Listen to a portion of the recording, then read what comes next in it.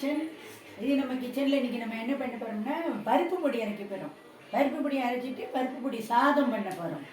அதுக்கு பருப்பு பொடி அரைக்கிறதுக்கு என்னென்ன வேணும்னா இந்த மாதிரி ஒரு கப்பு துவரம்பருப்பு எடுத்துக்கணும், ஒரு அரை கப்பு பொட்டுக்கடலை எடுத்துக்கணும், ஒரு 5-6 மிளகாய் வத்தல், உப்பு, இல்லை ஒரு பிடிச்சபடி கருவேப்பிலை, ஜீரகம் நல்லா இவ்வளோ 1 டேபிள் ஸ்பூன் அளவுக்கு ஜீரகம், மிளகு வந்து ஒரு அரை ஸ்பூன் அந்த அளவுக்கு எடுத்துக்கணும். இல்லை மிளகு காரம் பிடிக்கிறவா நிறைய போட்டுக்கலாம்.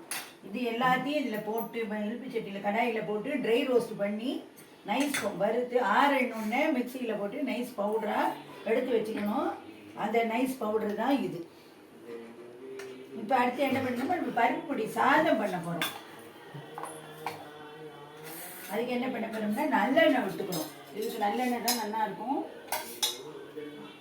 நல்லெண்ணெய் விட்டுக்கணும், ஒரு 2 ஸ்பூன். இந்த அளவு சாதத்துக்கு இந்த அளவுக்கு நல்லெண்ணெய் விட்டுக்கிறோம். இதில் வந்து ஒரு டேஸ்ட்டுக்காக 2 கடுகு தாளிக்கிறோம். இந்த கடுகு நல்லா பொரிஞ்சு வரணும்.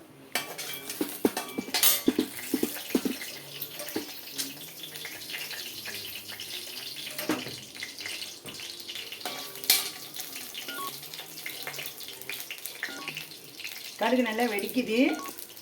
இப்போ இந்த சாதத்துக்கு தேவையான பருப்பு பொடியை நம்ம போட்டுக்கிறோம். அவ்வளோதான், இது போதும். இப்போ அடுப்பை ஆஃப் பண்ணிடணும்.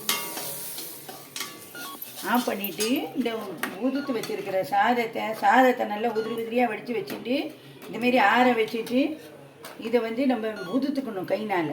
இதில் இந்த சாதத்தில் ஒரு முட்டை நல்லெண்ணெயை விட்டு இந்தமாரி உதுத்துக்கிட்டோம்னா ஆறினோம்னா உதுந்து வந்துடும். அப்போ தான் அவ்வளோதான். இதை வந்து ஒரு கலரணும்.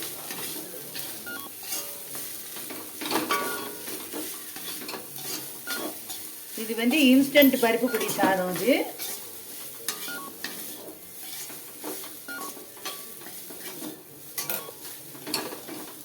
இது வந்து லஞ்ச் பாக்ஸ் ரெசிபியாகவும் வச்சுக்கலாம், கட்டியும் எடுத்துட்டு போடலாம். இப்போ இது வந்து லஞ்ச் பாக்ஸ் ரெசிபி ரெடி ஆகிடுச்சு. இது பருப்பு பொடி சாதம். இந்த பொடி அப்படியே ஃப்ரிட்ஜில் நம்ம ஸ்டோர் பண்ணி வச்சுட்டோம்னா தேவைப்படும் போது இந்த மாதிரி எடுத்து இதை யூஸ் பண்ணிக்கலாம்.